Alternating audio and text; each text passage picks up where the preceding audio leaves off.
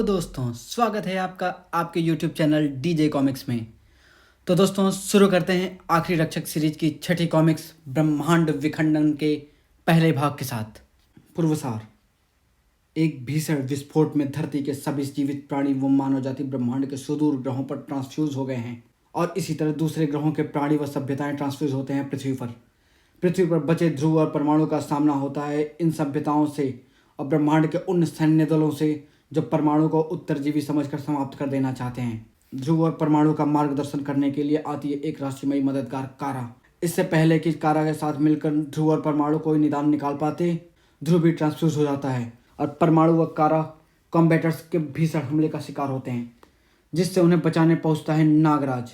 नागराज परमाणु को बताता है प्रोफेसर इब्रित विकराल के बारे में, जो कि सीथ्रू के षड्यंत्र में फंसकर विकृत बन गया है और बन गया है नागराज और मानव जाति के लिए खतरा, जो कि अब बस होकर ही रहेगा ब्रह्मांड विखंडन। Rain, go away. Shh. Come again another day. Shh. Papa Fairy wants to play. Rain, go away. Shh. बरसात के जाने की दुआ मत मांगो एंथोनी। एन वक्त पर हुई बरसात ने शायद इनकी शक्तियां छिड़ कर दी है और ये यहाँ जिस रक्त के लालच में आए थे वह उन्हें नहीं मिला। हमारे घर बिन बुलाए मेहमान बनकर आए हैं तो क्या हुआ? बिना खातिर किए हम जाने नहीं देंगे। बहुत शक्तिशाली है तू, ऊपर से मुर्दा है। अगर तेरे शरीर में रक्त होता तो अब तक तू हमारा आहार बन चुका होता। गौर से देख ले एंथोनी गोंजाल्वेस के इस मुर्दा चेहरे को। जानता है मुझे पापा फेरी क्यों कहते हैं? जैसे मदर फेरी सदात्माओं की सभी मनोकामनाएं पूर्ण करती है, उन्हें अपार खुशियां देती है, वैसे ही पापा फेरी पापियों को अपार यातनाएं देता है। हर दर्द हर यातना से पापियों को परिचित कराता है पापा फेरी। उनका जीवन नरक बनाकर उन्हें नरक की ठंडी आग में तड़पाता है पापा फेरी। रक्त पिपासु के शरीर से उसकी आत्मा को अलग निकालकर जकड़ लिया एंथोनी ने। ना हे गुड बॉय। आत्मा ठंडी आग में घिरकर चित्कार कर उठी। आत्मा को नरक पहुंचाकर विजयी अंदाज में आगे बढ़ा मुर्दा कि तभी करकसा उठा प्रिंस। वह भयंकर दृश्य प्रेत और मुर्दे के भी होश उड़ा देने के लिए पर्याप्त थे। साटी दिल्ली इंडिया नाउ।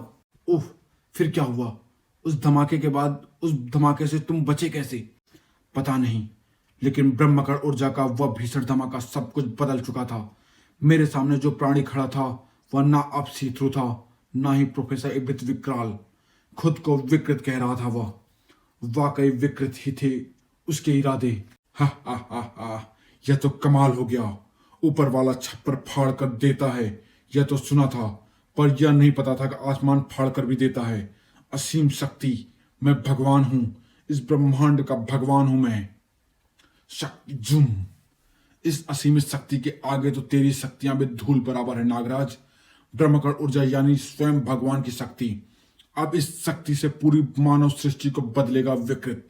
मानवों को इस ऊर्जा से उत्परावर्तित करके उनके विकास को लाखों गुणा बढ़ा दूंगा मैं, और ये विकसित मानव मेरे यानी विकृत के गुलाम होंगे। मैं विकृत की शक्तियों से अवगत नहीं था, पर एक बात तय थी, उसकी शक्तियां वाकई इतनी प्रचंड थी कि शायद मैं भी उसके सामने ना टिक पाता। विकृत का हर वार एक एटॉमिक ब्लास्ट जितनी ऊर्जा समेटे हुए था।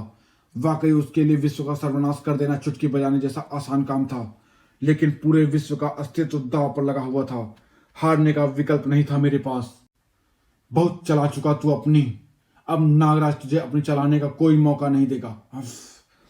मेरे पास उसे रोकने का एक ही रास्ता था कि मैं उसे इस विश्व से, इस धरती से ही दूर ले जाऊं, बहुत ज्यादा दूर, अंतरिक्ष में। यहां अंतरिक्ष में तू अपनी शक्तियों से किसी को नुकसान नहीं पहुंचा सकता। गलत नागराज, यहां मैं तुझे नुकसान पहुंचा सकता हूं, बहुत ज्यादा नुकसान।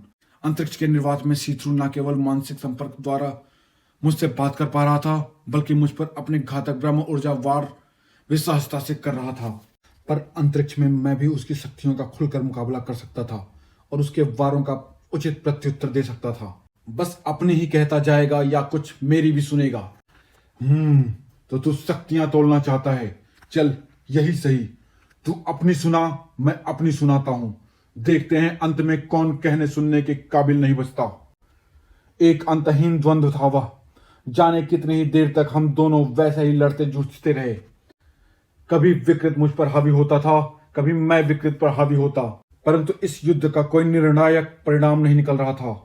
मुझे विकृत को काबू में कर जल्द से जल्द यह युद्ध खत्म करना था, क्योंकि मेरा ध्यान पृथ्वी पर उस ब्लास्ट से हुए विनाश पर टिका हुआ था। होश में आओ सी थ्रू, अपने पिछले कृत्यों का परिणाम तुम देख चुके हो। जरा सोचो, जब मेरी इच्छाधारी शक्ति की ऊर्जा ही तुम नहीं संभाल पाए, तो इस ब्रह्मकड़ की असीमित ऊर्जा कैसे संभालोगे? गलत नागराज, अब मैं सी थ्रू नहीं रहा। तुम्हारी इच्छाधारी मानसिक ऊर्जा से चार्ज हुई असीम ब्रह्मकड़ शक्ति और इब्रित विकराल के शरीर ने मुझे एक शरीर विहीन साइंटिस्ट सी थ्रू से कहीं अधिक बना दिया है। अब मैं विकृत हूं और अपनी शक्तियों से इस पूरे ब्रह्मांड को विकृत बना दूंगा मैं। उस युद्ध को खत्म करने का कोई जरिया मुझे नहीं मिल रहा था। मेरे लिए सबसे ज्यादा आश्चर्यजनक बात यह थी कि प्रोफेसर इब्रित विकराल का शरीर इतनी प्रचंड ब्रह्मकड़ की ऊर्जा को अपने भीतर समाहित कैसे किए हुए था। कायदे से तो अंतरिक्ष के निर्वात में आते ही प्रोफेसर का शरीर खिलखिल हो जाना चाहिए था। तुम गलती कर रहे हो सी थ्रू। प्रोफेसर इब्रित विकराल भी तुम्हारी तरह ही एक साधारण इंसान है। उनका शरीर इस भीषण दबाव को अधिक देर तक सहन नहीं कर सकता। गलती मैं नहीं, तू कर रहा है नागराज, इब्रित विकराल के शरीर को साधारण मानव शरीर समझकर। यदि इब्रित विकराल साधारण मानव होता तो उसका शरीर उसी क्षण विखंडित हो जाता जब मैंने इसके शरीर पर कब्जा कर ब्रह्मकड़ शक्ति सोखना शुरू किया था। पर एक मिनट, मैं नहीं जानता था कि विकृत जो कह रहा था वह सच था या मुझे झांसे में लेने का कोई उसका पैतरा था। अचानक वह सिर थाम कर तड़पने लगा। सी थ्रू के साथ क्या हो रहा था कुछ पलों के लिए मुझे बिल्कुल समझ नहीं आया। यह मुझे क्या हो रहा है? मेरे मानस रूप पर कोई हावी हो रहा है। ऐसा लग रहा था जैसे इब्रित विकराल के शरीर में दो अलग अलग शक्तियों का द्वंद्व चल रहा हो। एक तो सी थ्रू था, पर दूसरा कौन? क्या प्रोफेसर इब्रित विकराल? नहीं, वह शक्ति मुझे इब्रित विकराल नहीं लग रही थी। क्या सही नाम दिया है तूने मुझे? हाँ, विकृत हूं मैं, विकृत। इस शरीर पर से मेरा कंट्रोल हटता जा रहा है। मैं इसे काबू नहीं कर पा रहा। तू अब कुछ भी काबू नहीं कर सकेगा सी थ्रू। अब से विकृत इस महाबलशाली शरीर का चार्ज खुद संभालेगा। अंततः जीत उस शक्ति की ही हुई। हा हा हा हा। मूर्ख सी थ्रू, अनजाने में मुझे इस शरीर की असीम शक्तियों का खजाना सौंप गया। अब इस ब्रह्मांड का शिकार विकृत करेगा। तुम लोगों ने डिसाइड कर लिया हो कि किसे मार खानी है तो मैं पीटना शुरू करूं? ओह नागराज, तुझे तो मैं भूल ही गया था। तेरे पास अच्छा मौका था। जब मैं सी थ्रू को ठिकाने लगा रहा था तभी तुझे दुम दबा के निकल लेना चाहिए था, क्योंकि अब तो तू निकल नहीं पाएगा। अब तो तेरे शरीर से सिर्फ तेरी जान ही निकल पाएगी, वह भी तिल तिल करके। यह नई शक्ति जो भी सी थ्रू से कहीं अधिक शक्तिशाली थी, यह शक्ति इब्रित विकराल के शरीर और उसमें समाहित शक्तियों का प्रयोग सी थ्रू से बेहतर और खतरनाक ढंग से कर रही थी। मुझे उस वार के रास्ते से हटने में आधे पल के 100वें हिस्से जितना समय लगना था, परंतु उससे पूर्व ही वह वार मुझसे टकरा चुका था। उस वार की प्रचंडता भी सी थ्रू द्वारा किए जा रहे वारों से कहीं अधिक थी। जुम सक। उसके एक ही वार ने मुझे इच्छाधारी कणों में विखंडित कर दिया था। इतना ही नहीं, वह वार इतना प्रचंड था कि इच्छाधारी कणों में विखंडित हुआ मेरा शरीर पूरे ब्रह्मांड में बिखर गया। मेरे इच्छाधारी कण इस अनंत ब्रह्मांड में स्थित अनगिनत आकाश गंगाओं और उनमें स्थित ग्रहों से होते हुए गुजरे। ओह, यकीन नहीं होता कि ब्रह्मांड में कोई ऐसी भी शक्ति हो सकती है जो कि नागराज को परास्त कर दे। ब्रह्मांड में ऐसी कोई शक्ति नहीं होती दोस्त जिसे पराजित न किया जा सके, चाहे वह नागराज ही क्यों ना हो। फिर तुमने खुद को दोबारा जोड़ा कैसे नागराज? हालांकि मेरे प्रत्येक कण को अपने अस्तित्व का आभास था, फिर भी अनंत अंतरिक्ष में बिखरे हुए अपने इच्छाधारी कणों को पुनः जोड़ पाना मेरे लिए भी लगभग असंभव कार्य था। मेरा मानस रूप, जो कि अभी भी उसी स्थान पर था जहां विकृत के वारों ने मुझे विखंडित किया था, मेरे शरीर को जोड़ने के भरसक प्रयास कर रहा था। नहीं, यह नहीं हो सकता। इस तरह खत्म नहीं हो सकता नागराज। इस शैतान के हाथों दुनिया का सर्वनाश होने के लिए छोड़कर मैं ऐसे ब्रह्मांड विलीन नहीं हो सकता। मुझे खुद को जोड़ना ही होगा, पर कैसे? पूरे ब्रह्मांड में फैल चुके अपने इच्छाधारी कणों को कैसे समाहित करूं? लाख कोशिशें कर ले नागराज, पर तू अपना शरीर अब कभी दोबारा नहीं बना पाएगा। अपने मानस रूप में विकृत का सामना करने में पूर्णतः असमर्थ था मैं। तेरा शरीर तो निकल गया तेरे हाथों से। अब तेरी जान यानी तेरे इस मानस रूप की बारी है। पर होने को कुछ और ही मंजूर था। ठीक उसी समय ऐसा लगा जैसे सैकड़ों सूर्य की प्रचंड उष्मा के साथ कोई शक्ति उस स्थान से गुजरी हो। उसके गुजरने से वहां एक भीषण गुरुत्वाकर्षण क्षेत्र उत्पन्न हो गया था। वह शक्ति मैं था। धरती का विनाश करने के लिए गिर रही उल्काओं को सूर्य की भट्टी में भस्म करने जा रहा था मैं, पर मुझे इस गुरुत्वाकर्षण वाले फैक्टर के बारे में कुछ भी नहीं मालूम। वह कोई आम गुरुत्वाकर्षण नहीं था परमाणु। आश्चर्य की बात यह थी कि उस गुरुत्वाकर्षण से सिर्फ मेरी इच्छाधारी कण ही खींचकर मेरे मानस रूप तक पहुंचे, बाकी किसी भी सौर मंडल पर उसका लेस मात्र प्रभाव भी न पड़ा। व्हाट? यकीन मानो मित्र, मैं भी तुम्हारी तरह ही अवाक था। यदि वह गुरुत्वाकर्षण इतना प्रचंड शक्तिशाली था कि संपूर्ण ब्रह्मांड में बिखरे मेरे इच्छाधारी कणों को वापस खींच सके, तो उन कणों के साथ साथ विभिन्न आकाश गंगाएं, उनके ग्रह, तारामंडल आदि भी खींच जाने चाहिए थे, जिसका सीधा सा शाब्दिक अर्थ है संपूर्ण ब्रह्मांड का विनाश। पर उस गुरुत्वाकर्षण शक्ति ने सिर्फ मेरे इच्छाधारी कणों को ही खींचा और मैंने मानस रूप ने फौरन मेरे शरीर की पुनर्संरचना कर ली। हे देवकाल जी, कुछ पलों के लिए लगा कि मैं कभी दोबारा अपना शरीर नहीं बना पाऊंगा। एक बार फिर से घमासान शुरू हो गया था। विकृत एक बार मुझे विखंडित कर चुका था और दोबारा भी ऐसा कर सकता था, जबकि मेरे पास उसे परास्त करने का कोई भी ठोस उपाय नहीं था, सिवाय एक के कि मैं उसकी शक्ति के वार ही उसके ऊपर परावर्तित कर दूं। पर ऐसा करने के लिए मुझे कोई साधन चाहिए था। पर उसी समय जैसे ऊपर वाले ने मेरी मुराद सुन ली हो, धरती से तीव्र गति से एक प्रकाश पुंज निकला। मैंने विकृत के जिस ब्रह्म ऊर्जा वार का डाज किया था, वह उस प्रकाश पुंज से टकराया और उस वार ने परावर्तित होकर विकृत को ही अपना निशाना बना लिया। यह पूरा घटनाक्रम इतनी तेजी से घटित हुआ कि मुझे उस प्रकाश पुंज को देख पाने या स्थिति को समझ पाने का कोई मौका ही न मिला। ब्रह्मकण ऊर्जा विकृत के शरीर में समाहित नहीं हुई, बल्कि उसे उसके शरीर को विखंडित कर दिया। जो शरीर ब्रह्मकण ऊर्जा से भरा था, उसे ब्रह्मकण ऊर्जा वार ने ही विखंडित कैसे कर दिया, ये मेरे लिए एक पहेली ही है। प्रकाश पुंज भी आंखों से ओझल हो रहा था और फिलहाल धरती और ब्रह्मांड के लिए सबसे बड़ा खतरा विकृत टल चुका था। मैं धरती पर लौट आया और यहां मैंने तुम्हें उन मशीनी एलियन से जूझते हुए पाया। यानी तुम्हारी और सीथ्रू के टकराव के कारण वह ब्रह्मकण ऊर्जा ब्लास्ट हुआ, जिसने पृथ्वी और ब्रह्मांड के विभिन्न ग्रहों के बीच ट्रांसफ्यूजन शुरू कर दिया। यानी जब मुझे और ध्रुव को होश आया, तब हम दोनों उसी ब्लास्ट के बाद उठे थे। पर एक बात समझ नहीं आ रही, मेरा और ध्रुव का ट्रांसफ्यूजन क्यों नहीं हुआ? उल्टा मेरी शक्तियां बहुगुणित और अनियंत्रित हो गई, और अब जब भी मैं अपनी शक्तियों का प्रयोग कर रहा हूं, किसी न किसी ग्रह के प्राणियों का धरती पर ट्रांसफ्यूजन हो रहा है। सवाल कई हैं परमाणु, और जवाब फिलहाल एक का भी नहीं मिल रहा। हमें फिलहाल अपने आगे की लाइन ऑफ एक्शन पर ध्यान देना चाहिए।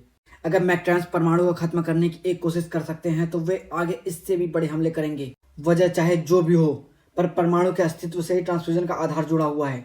यदि परमाणु को कुछ हो गया, तो पृथ्वी से ब्रह्मांड भर में बिखर गए धरतीवासी कभी वापस पृथ्वी पर नहीं लौट पाएंगे। ऐसा नहीं होगा कारा, हम मिलकर हर खतरे का मुंह तोड़ जवाब देंगे। क्या हुआ परमाणु? मुझे धरती पर परग्रहियों के तीव्र संकेत प्राप्त हो रहे हैं, लेकिन क्या परमाणु? ये ट्रांसफ्यूजन द्वारा धरती पर आ रहे पराग्रही नहीं है, ये धरती पर आक्रमण कर रहे हैं। ओह, हमें फौरन उस स्थान पर पहुंचना होगा। हमें वाकई उस जगह फौरन पहुंचना होगा, क्योंकि वहां पहले से एक ब्रह्मांड रक्षक मौजूद है। व्हाट? कौन? पापा फेरी। हे देव कालजयी, प्रलय आने वाली है। ठीक उसी समय अनंत ब्रह्मांड के किसी अन्य कोने में ध्रुव इस पूरे घटनाक्रम के एक अहम किंतु अज्ञात पहलू से अवगत होने जा रहा था। हमारा कार्य इस अनंत ब्रह्मांड की असंख्य आकाश गंगाओं और उन पर बसने वाली विभिन्न सभ्यताओं में संतुलन बनाए रखना है, और तुम मानवों ने इस संतुलन का उल्लंघन किया है। आप लोग कौन हैं? मैं अंतरिक्ष के निर्वात में जीवित कैसे हूँ? तुम दिव्य परिषद के सम्मुख हो युवक। तुम हमें दिव्य शक्ति बुला सकते हो। हमने ही तुम्हें कुछ समय के लिए निर्वात में जीवित रहने की शक्ति दी है। तुमने उस शक्ति के साथ खिलवाड़ किया है जिसे संभाल पाने का ना तुम मानव में सामर्थ्य है और ना ही अधिकार। नतीजतन संपूर्ण ब्रह्मांड में वास करने वाली विभिन्न सभ्यताएं आज अपने अस्तित्व के लिए द्वंद्व कर रही हैं। क्षमा करें आदरणीय, परंतु जो घटित हुआ उसमें संपूर्ण मानव जाति का कोई दोष नहीं। हम जानते हैं, हमसे कुछ भी नहीं छुपा। तुम्हें यहाँ बुलाने का कारण यही है। तुमने जो गलती की है उसका सुधार भी तुम्हें ही करना होगा। वत्स्य ध्रुव, ब्रह्म तत्व ऊर्जा की शक्ति संपूर्ण ब्रह्मांड में संतुलन निर्धारित करती है। स्वयं प्रजापति ब्रह्मा ने हमें ब्रह्मकण ऊर्जा शक्ति सौंपी थी ताकि हम ब्रह्मांड को संतुलित रख सकें। यानी आप लोग ब्रह्म ऊर्जा को नियंत्रित कर सब कुछ पहले की भांति कर सकते हैं? ऐसा संभव नहीं है वत्स। ब्रह्म तत्व ऊर्जा इस ब्रह्मांड के कण कण में विद्यमान है। इस संपूर्ण ब्रह्मांड की संरचना ही इस ब्रह्म तत्व की ऊर्जा से जुड़ी हुई है। इस ब्रह्मांड की कोई भी सजीव अथवा निर्जीव वस्तु ऐसा नहीं जिसमें ब्रह्म तत्व विद्यमान न हो, परंतु इस ब्रह्म तत्व की असीम ऊर्जा सदैव निष्क्रिय रहती है, क्योंकि इस असीम शक्ति को संभाल पाना प्राणी जगत के लिए संभव नहीं। इस निष्क्रिय ब्रह्मकण ऊर्जा को क्रियान्वित करती है एक कुटकुंजी। इस ब्रह्मांड में उस कुटकुंजी की गणना सिर्फ हम दिव्य शक्तियां ही कर सकते थे, परंतु तुमने अनजाने में ही उस कुटकुंजी की गणना कर ली, जिसके परिणाम स्वरूप ब्रह्मकर्ण ऊर्जा क्रियान्वित हो गई। ओह, यानी मैं जिस कोड को डिकोड कर रहा था वह दरअसल ब्रह्मकर्ण ऊर्जा की कुटकुंजी थी। बार बार कोड दोहराने से कुटकुंजी टूट गई और ब्रह्मकर्ण ऊर्जा क्रियान्वित हो गई। सही समझे वत्स, अनजाने में ही सही, पर तुमने कुटकुंजी तोड़ ली, जिसके परिणाम स्वरूप ब्रह्मकर्ण ऊर्जा की असीम शक्तियां क्रियान्वित हो गई। परंतु अभी आपने कहा कि आप इस शक्ति को नियंत्रित कर सकते हैं। नियंत्रित कर सकते थे, किंतु सिर्फ तभी तक जब तक ब्रह्म तत्व ऊर्जा किसी असुरी शक्ति के हाथ नहीं लगती। आपके कहने का मतलब है कि ब्रह्म तत्व ऊर्जा किसी असुर के हाथ लग गई है। लेकिन इस समय काल की पृथ्वी पर असुर कहाँ से आए? जरूरी नहीं कि असुरी शक्ति सदैव असुर रूप में ही जन्मे। जीव जिसे तुम पृथ्वीवासी आत्मा कहते हो, वह प्रत्येक प्राणी में विद्यमान है। मृत्युपरांत यह जीव पुराना शरीर छोड़कर नया शरीर धारण करता है, जिसे तुम मानव पुनर्जन्म कहते हो। युगों युगों से यह जीव पुराने शरीरों का परित्याग कर नए शरीर धारण करते चले आ रहे हैं। इन जीवों यानी आत्माओं में पूर्व काल के असुरों की आत्माएं भी शामिल हैं। द्वापर युग के बाद धरती पर से असुरों का समूल नाश हो गया, परंतु उनकी आत्माओं का पुनर्जन्म नहीं रुका। बस फर्क यह था कि असुरों के बजाय इन्होंने मानव रूप में जन्म लेना शुरू कर दिया। हजारों लाखों बार मानव के रूप में जन्म लेते लेते यह असुर अपना असल अस्तित्व धीरे धीरे भूलते चले गए, परंतु इनकी प्रवृत्ति न बदली। इनमें से कई असुर मौजूदा समय काल में महान शासक, राजनेता, वैज्ञानिक व अन्य बुद्धिजीवी बने, क्योंकि असुरों में यह सभी गुण विद्यमान होते हैं, परंतु उनके इन सभी गुणों पर उनकी असली प्रवृत्ति हावी रहती है। ऐसे ही एक मानव के हाथों ब्रह्म तत्व ऊर्जा लग चुकी है, जो कि पूर्व काल में एक अत्यंत शक्तिशाली असुर सम्राट था। इसकी शक्ति के आगे देवता भी कांप उठते थे। त्रेता युग में असुर राज विकराल की शक्तियों के आगे तीनों लोग थरथर कांपते थे। देवताओं में भी इतना साहस नहीं था कि विकराल के बल और पराक्रम का सामना कर सकें। सिर्फ बल और युद्ध कौशल ही नहीं, शास्त्रों का भी महाज्ञाता था विकराल। अपने शोधों से उसने ब्रह्म तत्व ऊर्जा के असीम शक्ति का ज्ञान पा लिया, परंतु इस शक्ति को क्रियान्वित करने के लिए जो कुटकुंजी चाहिए थी, उसे तोड़ पाना उसकी कुवत से बाहर था। असफलता, एक बार फिर असफलता हाथ लगी है। सहस्त्रों गणनाओं के बाद भी कुटकुंजी का तोड़ हासिल नहीं कर पाया हूं मैं। अंततः उसने कुटकुंजी के तोड़ प्राप्त करने हेतु प्रजापति ब्रह्म की घोर तपस्या आरंभ कर दी। नमो नमो ब्रह्मदेव, नमो नमो ब्रह्मदेव। उसका तप इतना प्रचंड था कि तीनों लोग उससे कांप उठे। स्थिति इतने विकट हो गई कि ब्रह्मा जी को आकर उसे वरदान देने पर विवश होना ही पड़ता। परंतु तीनों लोक में विकराल के मचे कोप से निजात दिलाने त्रेता युग का महानायक, पंचमहाभूत शक्तिधारक प्रचंडा इन समय पर पहुंच गया। विकराल के आतंक से तीनों लोगों को निजात दिलाने हेतु प्रचंडा को स्वयं महादेव ने भेजा था। देवताओं के पास भी पंचमहाभूत की शक्ति नहीं थी और विकराल को सिर्फ पंचमहाभूत ही परास्त कर सकते थे। प्रचंडा के पंचमहाभूत शक्तियों के सामने विकराल ठहर न सका और प्रचंडा के हाथों मारा गया। प्रचंडा द्वारा वध किए जाने के पश्चात विकराल के अनेकों जन्म लिए और तुम्हारे समय काल में उसका जन्म हुआ। प्रोफेसर इब्रित विकराल के रूप में? सही समझे वत्स। क्या वह शुरू से ही जानता था? नहीं, उसे अपने असली अस्तित्व का कोई ज्ञान नहीं था, परंतु ब्रह्म तत्व ऊर्जा प्राप्त करने का जो चिर अभिलाषा उसके युगों से संचित की हुई थी, अंततः उसने उसके मानस रूप को ब्रह्म तत्व की शक्ति क्रियान्वित करने का मार्ग तलाशने हेतु प्रेरित कर ही दिया। जो घटित हो चुका उसे बदला नहीं जा सकता, परंतु आने वाले समय में विकराल ब्रह्म तत्व शक्ति द्वारा ब्रह्मांड का विनाश न कर दे और ब्रह्मांड की विभिन्न सभ्यताओं में बिगड़ा हुआ संतुलन पुनर्स्थापित हो सके, इसका दारोमदार अब तुम पर है ध्रुव। यदि यह मुसीबत मेरे कारण उत्पन्न हुई है तो मैं वचन देता हूं कि मैं इसका निवारण करके रहूंगा, चाहे मुझे अपने प्राण ही क्यों न देना पड़े। तुम्हें ब्रह्मांड के प्रत्येक उस ग्रह पर जाना होगा जो ब्रह्म तत्व शक्ति से असंतुलित होने के कारण प्रभावित हुआ है। तो दोस्तों, ब्रह्मांड विखंडन का पहला भाग यहीं समाप्त करते हैं। मिलते हैं ब्रह्मांड विखंडन के दूसरे भाग में। धन्यवाद।